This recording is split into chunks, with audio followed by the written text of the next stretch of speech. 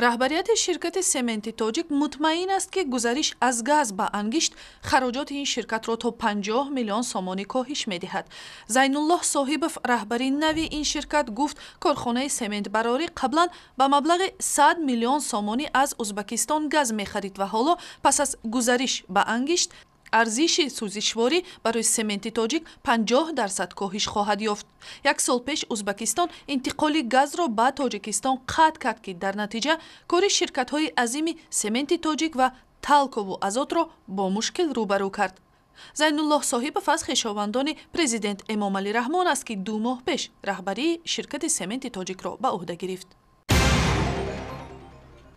میری شهر دوشنبه قرار صادر کرد که پخش موسیقی را در نقلیات جمعیتی با صدای بلند و همچنین ترانه‌های مضمون غیر تربیوی داشته را منع می‌کند. چون این تصمیم به گفته مقامات شهرداری با نیت احترام به ارزش‌های ملی و عمومی بشری گرفته شده است. قرار مذکور در میان کاربران شبکه‌های اجتماعی سوال و بحث‌های را به میان آورد، ولی عین زمان بعضی مسافران پیرانسال از چنین تصمیم استقبال می‌کنند.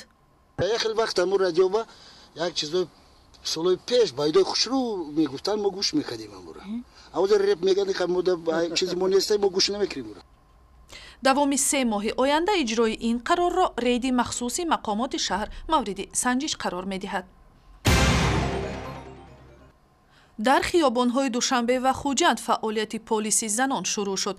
10 افسر مخصوص آموزش دیده پلیس هفته اول کاری خود را در کوچه‌های دوشنبه انجام داده غالباً به مسائل زنان و کودکانی به خشونت خانوادگی دچار شده رسیدگی کردند. این گروه زنان در یک برنامه مخصوص حکومت آمریکا آموزش دیدند که هدفش رسانیدن یاری اولیه روانی و حقوقی و راهنمایی آسیب دیده‌ها به مرکزهای قربانی‌های خشونت بوده است.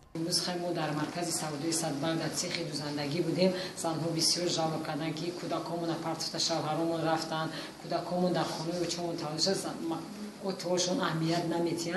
ما با همین خیلی زنها دچار شدیم و یا را نویسته گرفتیم. عنعنه سنتی قالی بافی دستی برای میراثبران این هنر امروز به یک وسیله روزگذرانی تبدیل شده است. در روستاهای شمالی تاجیکستان برخی خانواده‌ها با فرمایش میزاجان در شرایط خانه گلیم‌های خرد و کلان پشمی می‌بافند. موی اکون و یامو اکونوم کدانمو دوکانه ترقیده برای جای نمازو من پارتیره هم بس تنوکی مایدچه ساخته ماندیم همون به میپافیم. برای دیدن گزارشی مفصل در این باره به سایت اینترنتی رادیوی آزادی، شبکه‌های اجتماعی فیسبوک، توییتر، یوتیوب و هم ضمیمه تلفنی همراه